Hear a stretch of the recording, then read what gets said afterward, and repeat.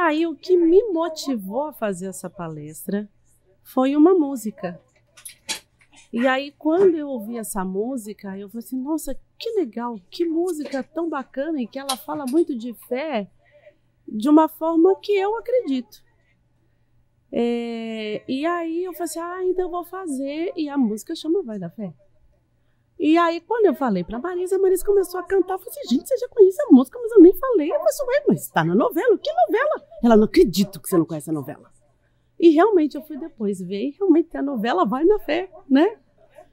E aí eu fui até entender um pouquinho da personagem. A personagem é uma... Eu não conheço bem o elenco, mas a menina em si, ela é uma garota que é muito devota a Deus, alguma coisa nesse sentido, mas eu não conheço... Ela é evangélica, ok. E ela... Enfim, mas eu achei bacana. E eu falei assim, mas eu acho que tem tudo a ver mesmo a gente falar do Vai na Fé. E aí eu fiquei pensando, quando eu vi a letra dessa música, eu fiquei pensando assim, quando alguém fala pra gente, vai na fé, algumas pessoas dizem, vai na fé, minha filha, vai na fé que tá tudo bem. O que significa isso? E aí eu vi que a gente utiliza essas expressões em uma situação que não temos experiência em alguma coisa e tentamos e torcemos para que dê certo, não é? Então, às vezes, te colocam numa situação que você fala, meu Deus do céu, eu vou na fé porque eu não sei se eu vou dar conta de fazer esse trem, né? Ou algo que esteja fora do nosso controle, onde desejamos que fique tudo bem. Então, assim, eu vou na fé porque eu confio que Deus vai dar o livramento, que Deus vai tirar isso e que isso não vai acontecer.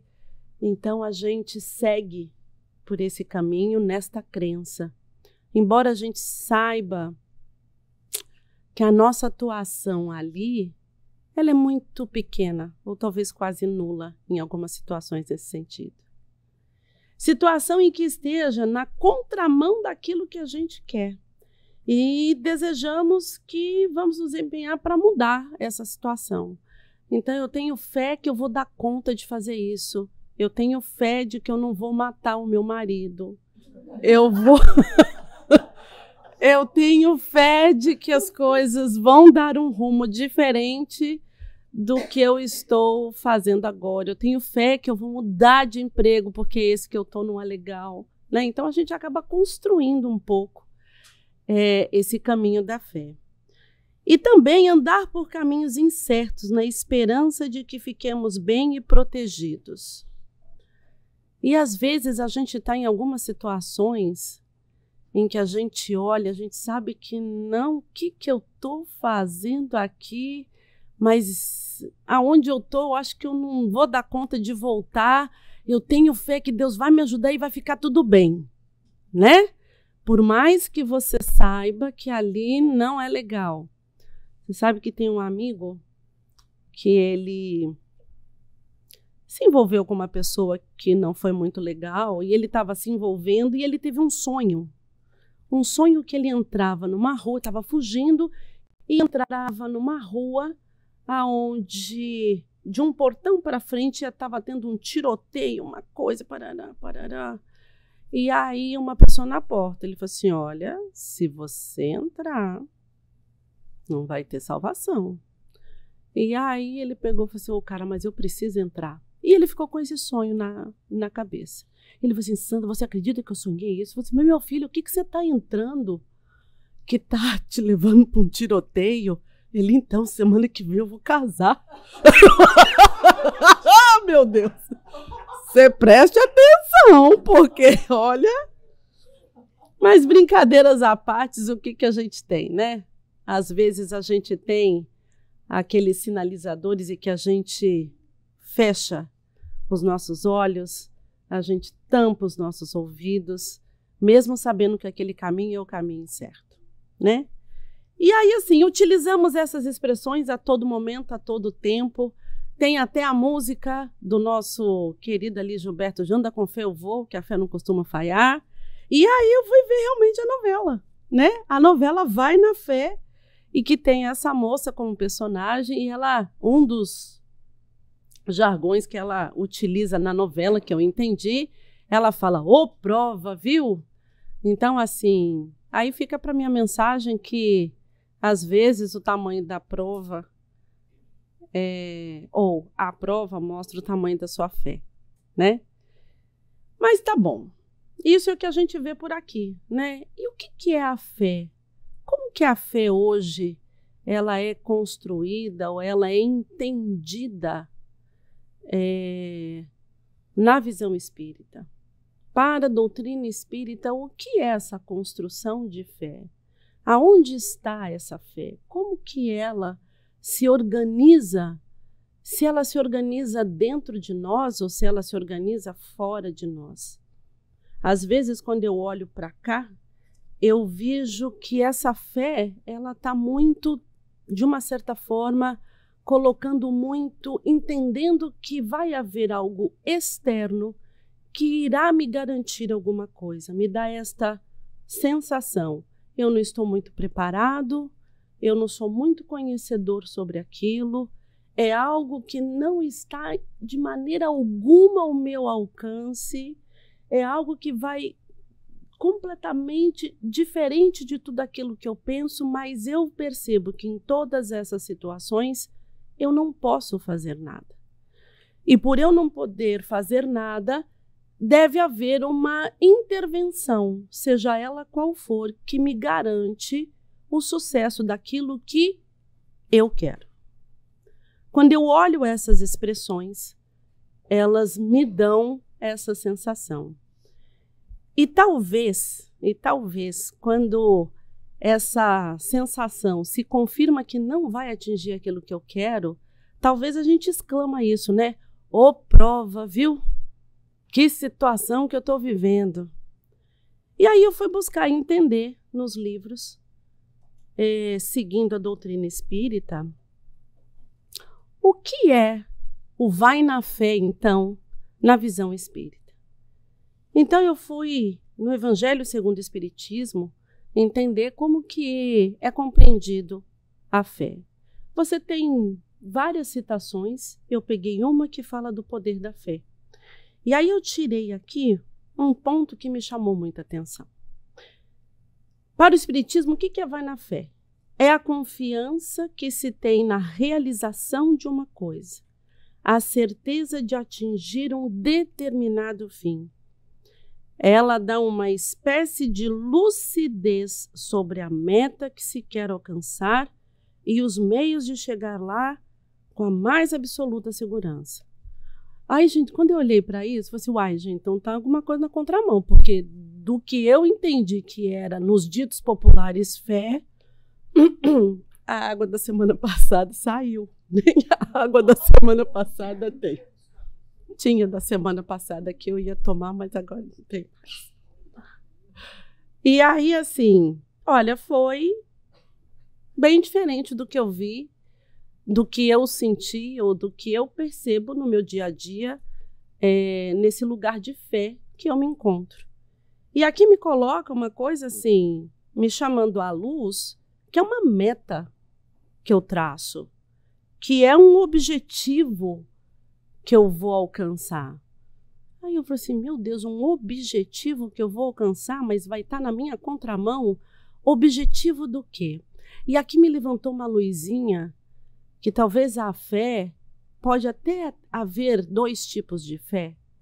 Uma fé que é aquela mais mundana, aquela fé mais humana, e aí a gente fala de uma fé mais divina, uma fé mais profunda, porque ela fala da meta. Será que a meta que ele está dizendo aqui é a meta da pessoa ou é a meta do espírito? Porque quando eu desloco isso e eu começo a colocar na visão... Oh, minha querida, obrigada. Quando eu começo a colocar na visão do espírito, aí eu consigo acomodar o que ele traz. Porque, entendendo que aqui é uma escola, nós não estamos a passeio nem de férias, né? Então, aqui é um lugar onde eu tenho experiências. E essas experiências, eu preciso ter êxito, eu preciso chegar a um objetivo. Se eu não traçar as minhas metas, possivelmente eu não chego a nenhum objetivo, né? Então, qualquer caminho me serve. Aí eu falei assim, olha, então começa a fazer sentido se eu me coloco no lugar de espírito imortal que eu sou. E que aqui é uma das paragens que eu tenho que passar para que eu possa desenvolver algumas habilidades. E uma das formas para que eu tenha êxito, eu preciso entender que eu estou aqui a trabalho. Eu preciso entender que eu preciso estar lúcido. Eu preciso entender, e a lucidez, quando a gente fala que eu sou lúcido em alguma coisa, me sugere que eu sou responsável por isso. Eu trago a lucidez, eu trago o aspecto, não aquele aspecto talvez fantasioso do que eu imagino que seja determinada coisa. Uma outra coisa que me chamou a atenção é calma e tem seu ponto de apoio na inteligência e, gente, na compreensão das coisas e a certeza de chegar ao objetivo visado. Apoio na inteligência e na compreensão das coisas. Mas lá atrás, a gente olhou que nós não temos a compreensão das coisas. Porque naquele modelo de expressão de fé, que a gente colocou lá no primeiro slide, às vezes a gente não tem nem a experiência. Às vezes está fora do nosso controle. Às vezes vai exatamente ao sentido oposto daquilo que a gente quer. E às vezes o ambiente é extremamente incerto. Como é que eu posso ter a compreensão das coisas? E aí, mais uma vez, eu me coloco naquele papel que talvez não seja o personagem que eu esteja desempenhando.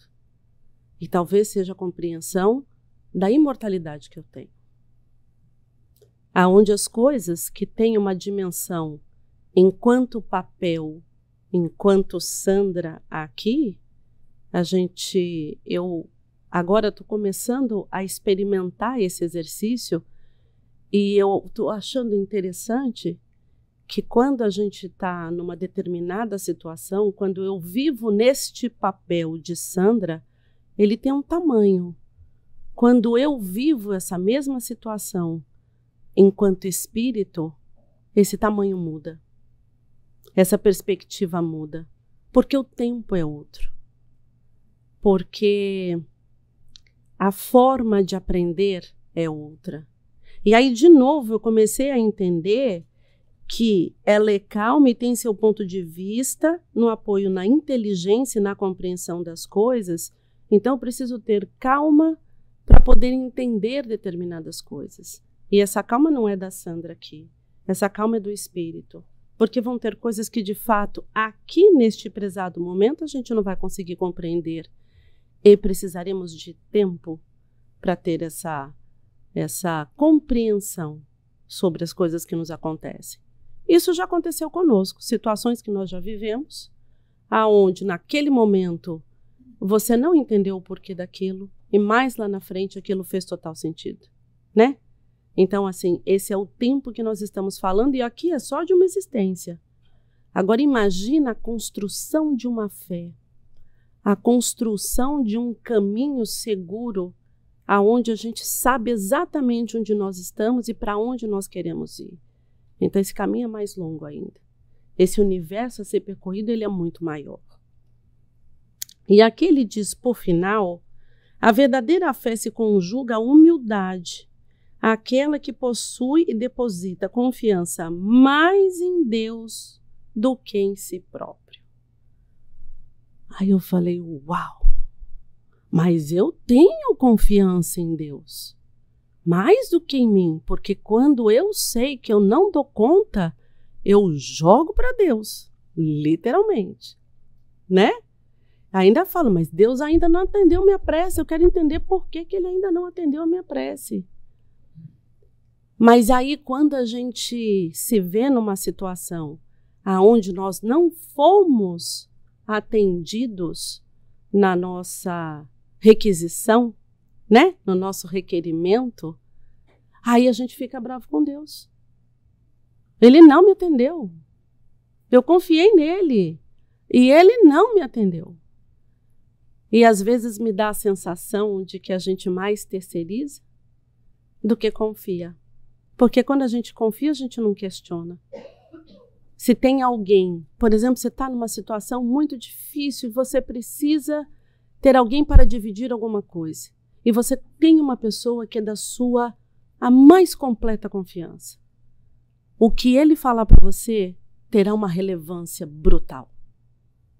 Talvez você não está indo lá para ouvir aquilo que você quer, e sim aquilo que você precisa. E às vezes essa mesma pessoa fala de socar ele, não tem? Fazendo, mas por que ele está falando isso, gente? Eu queria tanto ouvir outra coisa, mas ele está dizendo aquilo que você precisa. Então, confiança é isso. Só que em variados momentos, quando a gente quer muito alguma coisa, a gente se torna meio Deus. E aí a gente acaba invertendo os papéis. A gente fala que Deus tem que fazer aquilo que eu quero, que é o que eu sei, o que eu preciso. E às vezes não é assim. E aí a vida vem e nos mostra que não é dessa maneira. Quantas e quantas vezes nós tivemos aqui posições de pessoas que ela não podia ter morrido. Ele foi embora muito cedo. Por que que Deus levou? Eu não podia ter perdido aquele emprego. Por que não? Aonde está essa verdade? Qual é essa verdade? E acho que aqui ele vem dizer exatamente isso, né?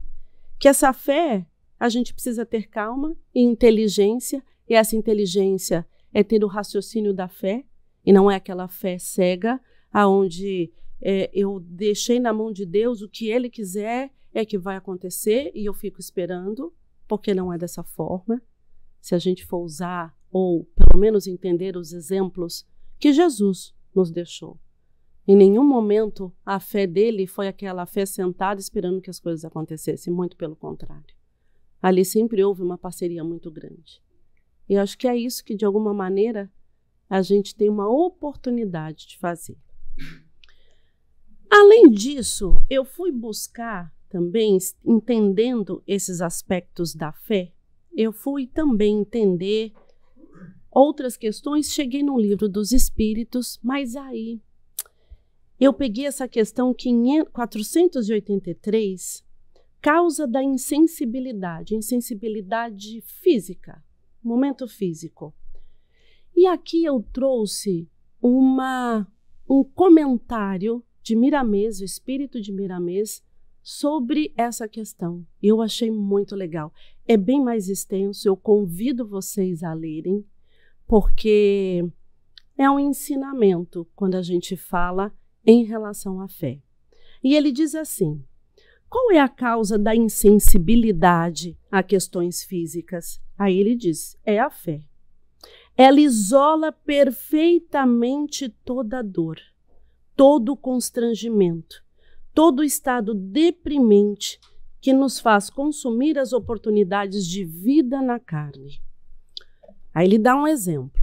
Os soldados em batalha, por exemplo, somente vão sentir dor quando feridos depois de algum tempo, porque no momento do fronte, sua atenção está voltada para o combate e a defesa. Pô, que legal isso. Aí sabe quem que eu pensei? Mãe. Mãe fica doente, mas se filho está doente, imagina. Mãe passa roupa, lava roupa, estende roupa, faz comida, vai lá, cuida do filho, volta, leva para a escola, trabalha, volta. Até esqueceu que estava doente para poder cuidar do filho, para poder fazer as vezes do filho. Então aqui eu achei interessante que aqui é um modo de sentir. É trazer, na verdade, a fé como uma ferramenta. Eu acho que aí ela não está terceirizando mais. Aí eu sinto que a fé, ela não está lá. A fé está aqui. A fé é o ativo daqui. Quando eu preciso passar por uma experiência a qual eu preciso me tornar insensível aos impactos que ela pode me dar que me impeçam de seguir adiante. Esse é o ponto. Aí eu vou assim, nossa, que bacana. E aí ele diz assim: quando a fé faz parte da nossa vida, podemos canalizá-la para outros, projetando e alimentando no seu íntimo a esperança e a alegria em qualquer estado em que se encontre sua alma. Poxa, então a fé, ela consegue, mesmo eu passando, foi isso que eu entendi, tá? Mesmo eu passando por movimentos de grande adversidade, de grandes desafios na minha vida, a fé me dá condição o suficiente para eu ser sensível à dor do outro. E aí, eu lembrei de uma situação que me chamou muita atenção na época. Eu não sei se todos vão lembrar, se vocês estiverem aqui há muito tempo nos Estados Unidos, talvez não lembre. Mas houve um acidente de um time de futebol, o time de Chapecó, se não me engano. Teve um acidente aéreo, isso, e que dizimou a seleção de Chapecó. Lembra disso? E aí, no dia seguinte, eu não lembro se isso foi à noite, se foi durante o dia, mas eu sei que momentos seguintes estavam lá os repórteres, porque junto no avião também tinham vários repórteres ali e dizimou todo mundo. E aí eu lembro que, fazendo entrevistas, esse repórter estava fazendo entrevista, ele entrevistou uma mãe que estava ali e que ela tinha acabado de saber que o filho dela também, enfim, tinha morrido. E aí ele foi lá entrevistar, eu quero saber como é que a senhora está. E ela virou, ela falou assim, o meu coração está dilacerado porque meu filho morreu. Mas eu também sei que ali naquele avião tinha um amigo seu. Então vem aqui me dar um abraço para que a gente possa estar juntos. Poxa. Dor de mãe. E a mãe ainda, mãe é mãe. Né? E quando eu falo mãe é mãe, todo mundo pode ter um materno dentro de si. Eu não estou colocando no único gênero. Eu estou falando de um modo que é a maternidade. Dela olhar para aquele e entender que ele estava no mesmo patamar de dor. E ela sair do dela e acolher aquele outro. E às vezes a gente faz coleção de sofrimento. Estou sofrendo. Você não sabe o que aconteceu comigo. Quebrei minha unha. Ah, mas eu quebrei o dedo, mas quase que eu quebrei meu dedo também. Entendeu? Então, assim, nós fazemos a nossa coleção, que a nossa dor é a dor maior do mundo, que o nosso desespero é o maior do mundo, que tudo que acontece de ruim com a gente acontece 3 vezes mais. Eu já me vi em situações onde eu olhei para as pessoas e elas estavam competindo sobre dor, quem tem mais dor, né? Então, acho que aí fica um ponto que me chama a atenção quando eu olho para esses 2 slides, eu vejo o seguinte, uau, eu tenho aqui uma oportunidade de reconfigurar um pouquinho esse aspecto da fé. Talvez a fé não está lá, a fé está aqui. E a fé aqui, eu acho que eu consigo trabalhar um pouquinho mais sobre isso. E aí, o que eu consegui extrair de aprendizados nesses 2 slides? Lucidez sobre a meta, porque assim, no primeiro slide, o que me chamou a atenção? Lucidez sobre a meta que quero alcançar.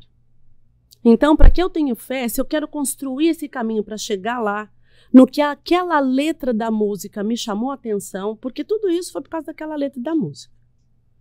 Então, eu preciso ter lucidez sobre a meta, aonde que eu quero chegar, o que eu quero ser, aonde que eu quero estar. E para isso eu vou ter que ser desafiado. E se eu tenho que ser desafiado, eu tenho que ter a lucidez disso. Então, eu não posso dizer que eu estou sendo vítima de uma situação se eu pedir que eu queria ser melhor e maior em determinado exercício. Esse é um ponto.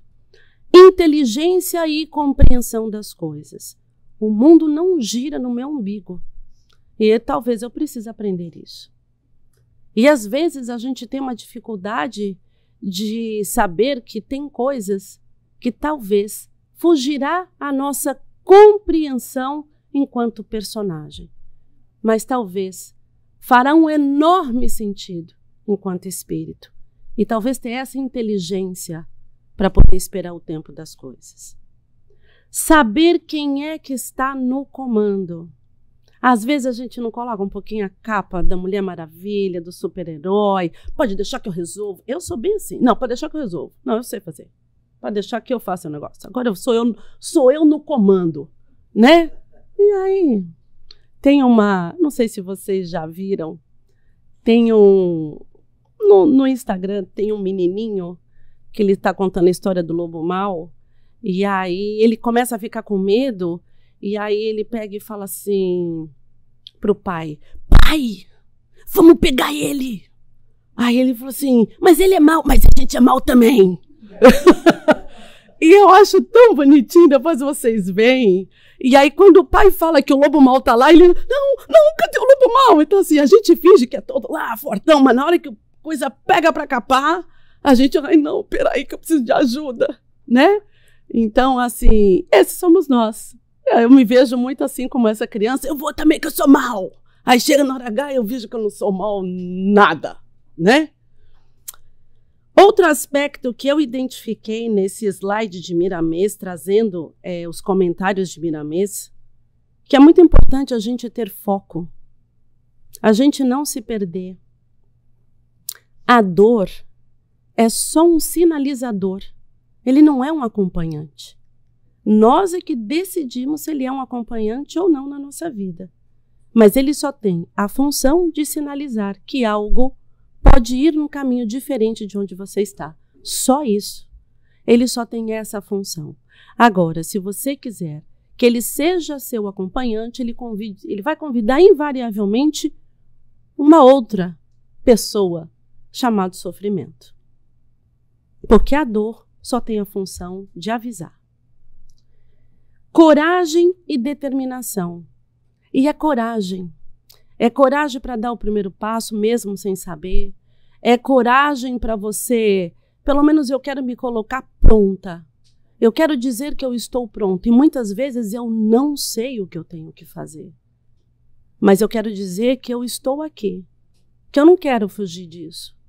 Muitos momentos da nossa vida, eu posso dizer na minha vida, em algumas situações que eu vi, eu falei assim, meu Deus, por que isso está acontecendo comigo? E nas minhas preces, antes eu falava assim, meu Deus, me livra disso, pelo amor de Deus, porque eu não aguento mais.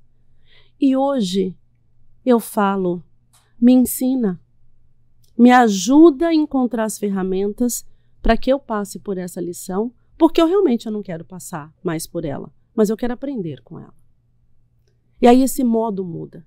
Essa forma de olhar, talvez, fique um pouco mais próximo daquilo que eu localizo aqui, que pode ser um espaço onde a fé pode entrar.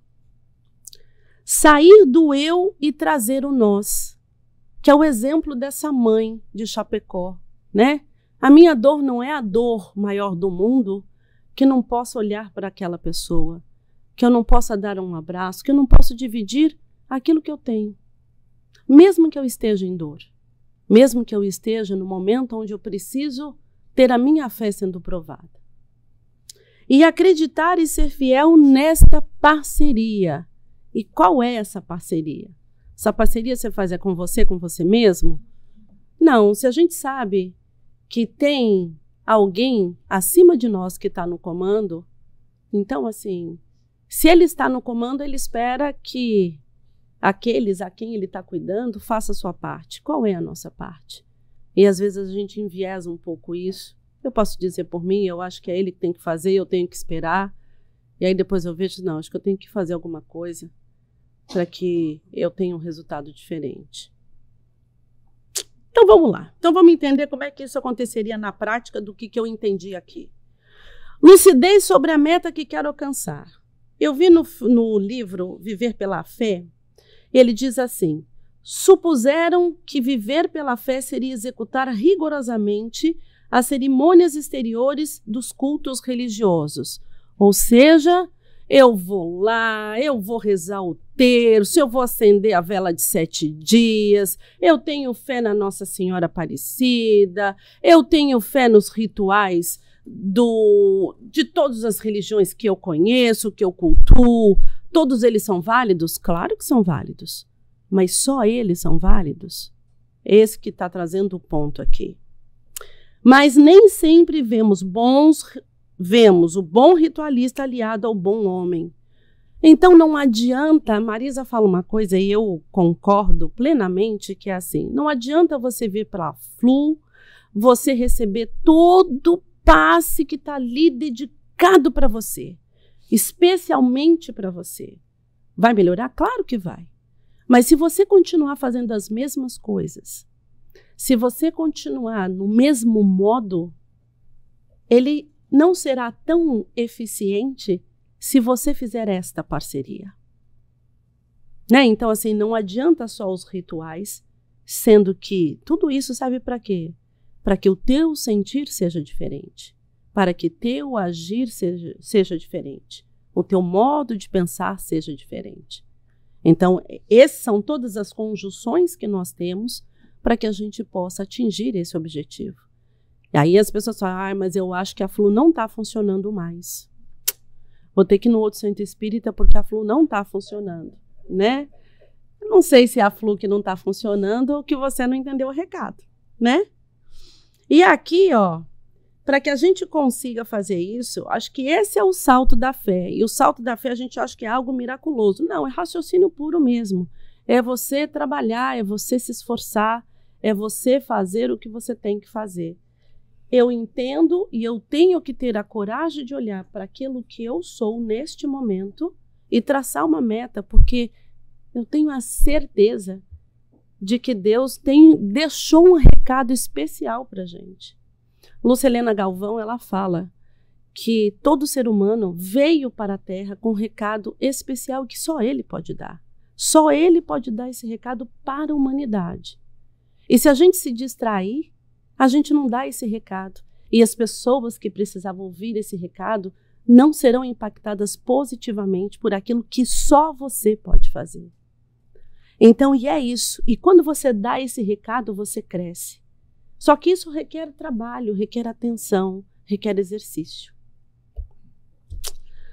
Vedes então que o homem é justificado pelas obras e não somente pela fé. Tiago, no capítulo 2, versículo 24. E aí, no livro dos Obreiros Atentos, no livro Fonte Viva, desculpe, eu não lembro o capítulo, mas o capítulo é Obreiros Atentos. Ele diz assim: o discípulo da Boa Nova, que realmente comunga com o mestre, antes de tudo compreende as obrigações que lhes são de direito, que são de suas responsabilidades, e rende sincero culto à lei da liberdade, ciente que ele mesmo recolherá as leiras do mundo o que houver semeado. Ou seja, se eu tenho que ser algo melhor, eu preciso trabalhar para isso e ninguém vai fazer isso por mim. E quem que vai fazer isso? Como que eu vou fazer isso? Através das experiências. E as experiências, ora serão mais desafiadoras, ora menos desafiadoras, porque ainda é desta forma que nós aprendemos. Então, quando eu estou no movimento de alto desafio, talvez, ao invés da gente chamar algo milagroso ou miraculoso para me tirar daquela situação, talvez aqui seja o momento da gente ter a lucidez e ativar em nós a ferramenta que já está dentro de nós. Eu tenho a mais absoluta certeza de que quando a gente vem para cá, a gente vem com uma malinha. Deus faz aquela malinha de mãe, sabe, que põe tudo, até o guarda-chuva quando a gente está indo para o deserto. Mas eu tenho certeza que ele faz e ali coloca tudo, invariavelmente, tudo que você precisa para passar pelas experiências. Só que eu acho que às vezes a gente se distrai, abre a mala demais, algumas coisas caem, mas elas sempre caem ainda perto da gente. O que a gente só precisa às vezes é procurar um pouco mais. Então aqui fica claro que o esforço é muito importante. Aí tem uma situação que é o 2 e o 3, que é a inteligência e compreensão de quem está no comando. E aqui eu fiz um caminho para a gente. É importante que a gente saiba quem é a gente na cesta básica da vida. Não é? Se a gente é o arroz, se a gente é só o palitinho de dente, né? Porque às vezes a gente acha que a gente é um pacote de arroz 5 quilos, que é imprescindível o palitinho de dente. Então, assim, quem é a gente? Aí eu fiz uma analogia, né? Da compreensão que às vezes que nós temos sobre nós. E a compreensão que a gente tem, eu estou imaginando que essa pessoa tenha uma super casa, uma super família, estudou na Harvard, tem uma coleção de Ferraris, ele tem um império empresarial. E ele mora lá nos Estados Unidos, inclusive, né? Essa é a pessoa. Essa pessoa tem muita coisa. E aí eu quero ver essa pessoa aqui nos Estados Unidos. Aí eu vejo que ela já está localizada assim, um tantinho menor, lá. Estou colocando ela no estado da Flórida, tá? Mas eu quero ver ela num aspecto talvez um pouco maior, né? Aí eu vou buscar ela no planeta. Aí a Flórida eu nem consigo ver mais direito, né?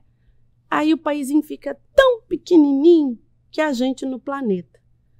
Aí eu vou tentar ver a gente no planeta, né? Aí me dá uma depressão. Um pouquinho de depressão, porque, gente, o planeta é aquele cisquinho que está ali. E aí, quando eu olho para esse trem, eu vejo o seguinte: às vezes a gente não tem noção do tamanho que nós somos. Tamanho, não importância, tá? Porque eu tenho a certeza que a nossa importância para Deus é do tamanho desse planeta amarelo grande aqui, que eu nem sei qual é. É o Sol. Por isso que eu tenho meu mestre. Graças a Deus que ele está aqui. Como compreender? Nossa, nem quero. Como compreender a vida e seus ensinamentos se não temos nem a dimensão do nosso real tamanho? E muitas vezes a gente quer dar conta de coisas que fogem completamente. A gente quer falar de coisas que fogem completamente à nossa compreensão. E aqui eu só estou dando um senso de localização para dizer o seguinte, que em algumas coisas nós não vamos compreender mesmo. E aí vai entrar a fé. Confiar naquilo que não se vê e não se conhece. Caminhar com firmeza na escuridão da certeza de que alguém guia nossos passos. Acreditar no que não se compreende. E a força que nos impulsiona, que também nos protege e muitas vezes nos cura, mas por meio de nós mesmos. E Joana de Ângeles, no livro Convites da Vida, ela diz: mesmo que tudo conspire contra os propósitos abraçados, ameaçando planos zelosamente cuidados, espera.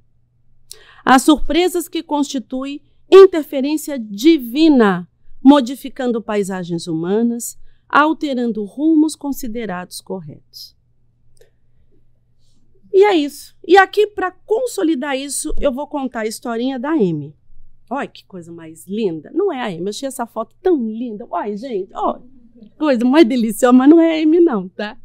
Mas vai ser hoje. Vou contar para vocês. Tá bem pequenininha, eu vou ler aqui, tá? Amy tinha apenas 3 anos de idade, vivia em um lugar maravilhoso nos Estados Unidos com a sua família. E era uma família cristã, tá? Ela foi alimentada desde o berço com orações e práticas do evangelho.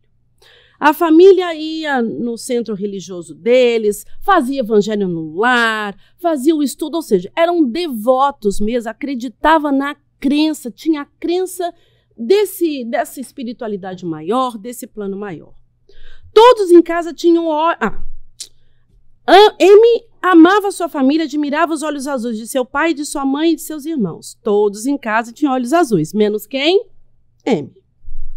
O sonho de Amy era ter olhos da cor do céu, como ela desejava isso. Certo dia, na escola de evangelização, ela ouviu a orientadora dizer o seguinte: sempre que a gente faz uma oração, sempre que a gente pede para Deus, Ele responde e Ele dá. Passou o dia pensando nisso. À noite, na hora de dormir, ajoelhou ao lado da sua cama e orou. Sua prece foi um misto de gratidão e solicitação. Senhor Deus, agradeço porque você me criou um mar que é tão grande, tão bonito e tão feroz.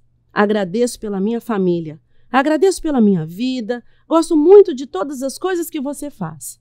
Mas eu gostaria de te pedir, por favor, quando eu acordar amanhã, descobri que meus olhos ficaram azuis como os da minha mãe.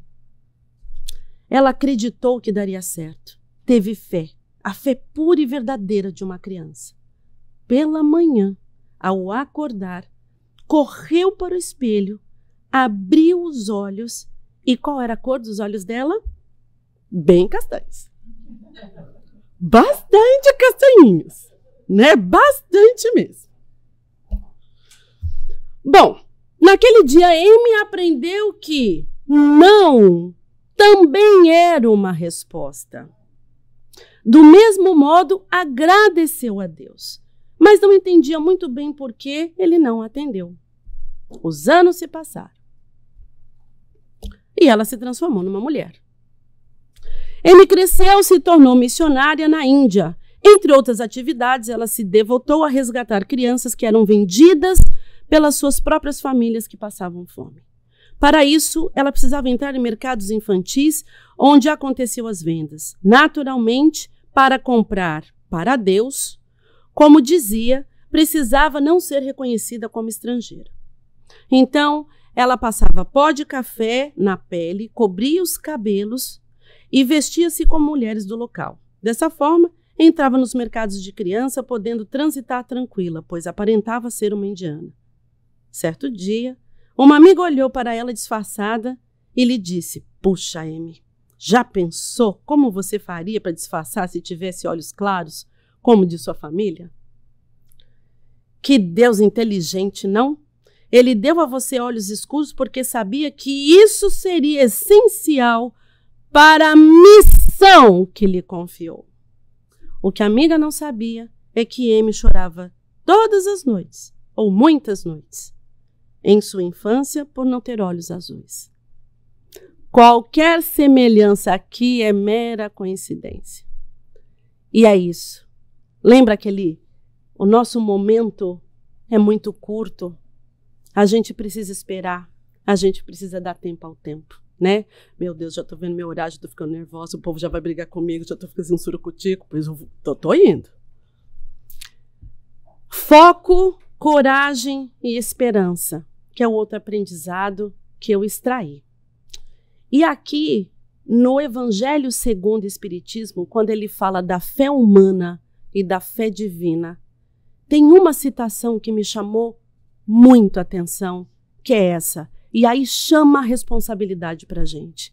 Aqui fica claro o que é essa parceria. Se todas as criaturas encarnadas estivessem suficientemente persuadidas da força que trazem consigo, e se quisessem, por sua vontade, a serviço dessa força, seriam capazes de realizar que até hoje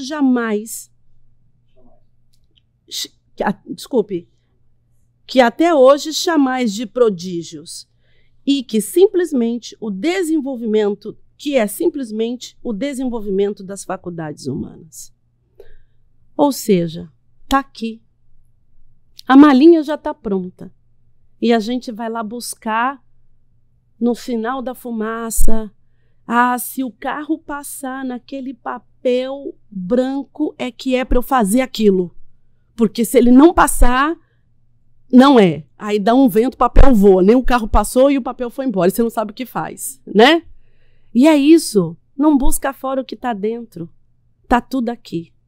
O que a gente só precisa é ter contato com essa essência que nós temos. É olhar que o personagem é uma ferramenta. Que o espírito, ele está abarcando essa personagem. Não é a personagem que abarca o espírito. Outro aspecto, sair do eu e trazer o nós. Mais uma vez o exemplo daquela senhora de Chapecó. É preciso ponderar que somos incessantemente chamados a prestar o depoimento de confiança em Jesus, através de reduzidas parcelas de bondade e tolerância, compreensão e paciência diante das ocorrências desagradáveis do cotidiano. Então a referência desprimorosa que muitas vezes nós fazemos isso. O olhar suspeito. Claro, aqui ninguém está pedindo que a gente seja... ser bom não é ser bobo, né?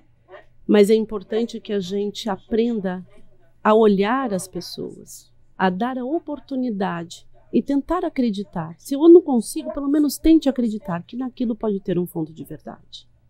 O beliscão da crítica, a desatenção e o desrespeito, o desajuste orgânico, o prejuízo inesperado, a transação infeliz, o desafio da discórdia. Esse é o nosso cotidiano. Às vezes a gente fala que a gente precisa dar fé para coisas maiores. E talvez a fé é para a gente ter paciência com aquele filho que tira a nossa paciência. A fé é eu tentar olhar para aquele chefe que eu acho que eu sou muito superior a ele. A fé é eu olhar para aquela pessoa que eu acho que ela pode sair desse lugar de submissão ou sair desse lugar que ela se encontra, mas ela não consegue. Ela não tem as mesmas ferramentas que você tem, porque talvez você traz com você ferramentas que te auxiliem para desempenhar algumas atividades essenciais aqui, não necessariamente ela. E talvez você estando para ela seja um exemplo a ser possível, mas de tolerância, não de intolerância. E acreditar e ser fiel na parceria. Acreditar e ser fiel na parceria é você fazer a sua parte. E de fato acreditar. De fato acreditar. Olhar para dentro de você e saber que eu sou cuidado. Tem alguém que está acima de mim. Se eu não consigo controlar, já saiu da minha alçada, está numa alçada maior. Quando eu olho para isso, aí sim, eu tenho um salto de fé. Mas apaga ali a luz um pouquinho, que eu quero ilustrar o que é esse salto de fé.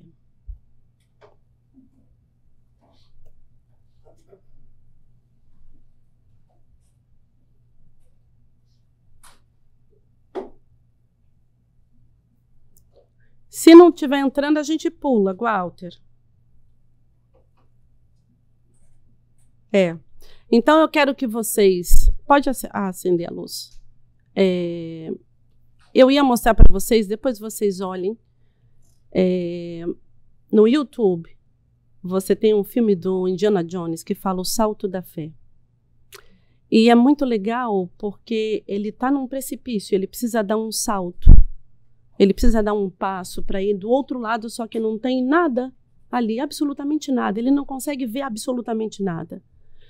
E aí, o pai dele, que está lá, ele precisa acudir o pai dele, e ele fala, acredite e confie.